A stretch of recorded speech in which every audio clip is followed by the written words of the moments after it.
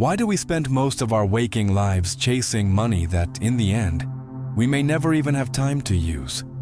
Why do we sacrifice years trying to impress people we don't truly like, who don't truly know us, and who will vanish from our lives as effortlessly as they entered? Why do we obey unwritten rules invented by a society just as confused, fragile, and lost as we are, pretending that someone, somewhere, actually knows what they're doing?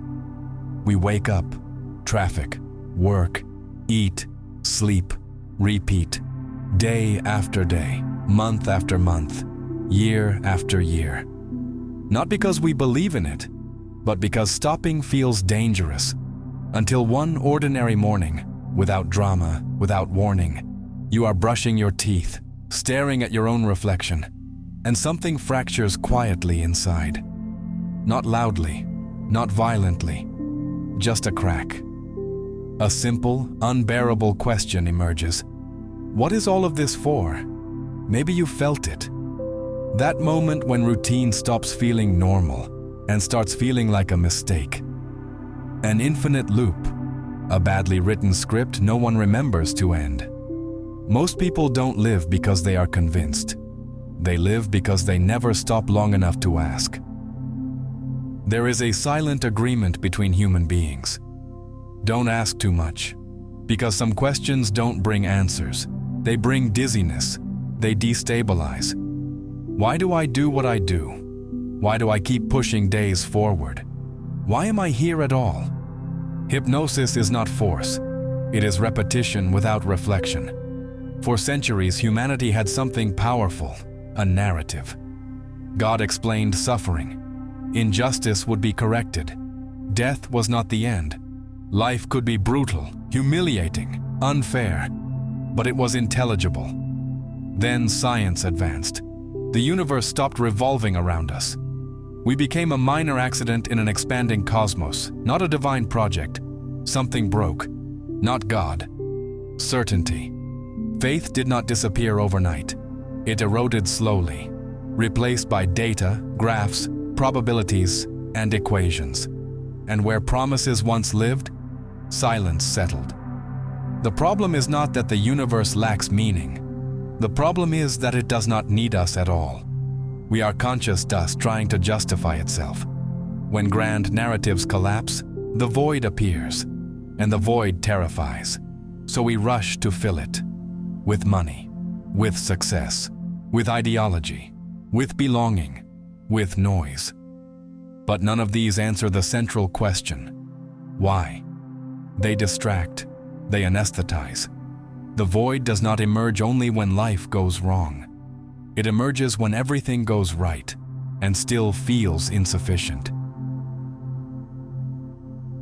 The absurd is born from an unsolvable conflict.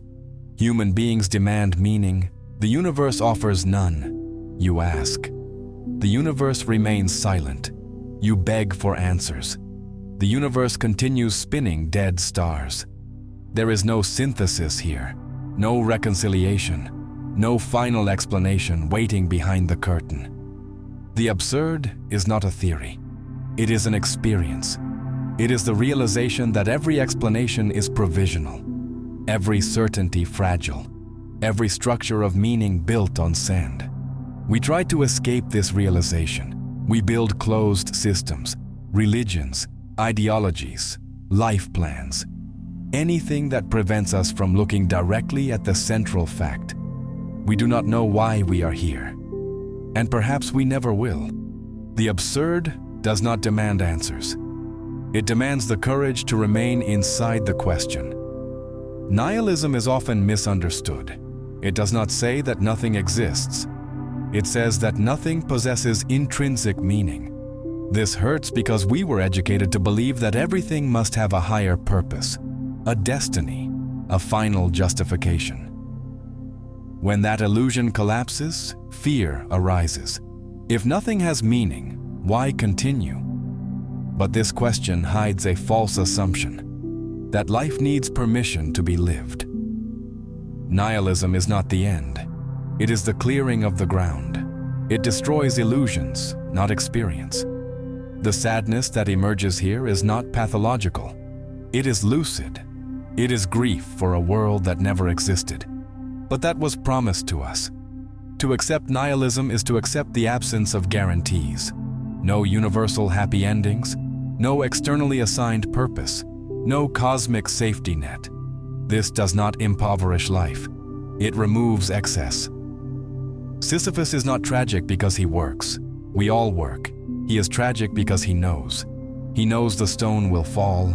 He knows there is no real progress. He knows there is no final reward. And still, he pushes. This awareness changes everything. Human suffering does not come from repetition. It comes from the expectation that repetition should lead somewhere definitive. We want effort to guarantee meaning. We want pain to be compensated. We want persistence to be acknowledged by the universe. But the universe does not sign contracts. When Sisyphus descends the mountain, he does not deceive himself. He does not wait for miracles. He does not negotiate. And that is where his freedom appears. Freedom is not victory. Freedom is not needing victory. There is a form of spirituality without transcendence.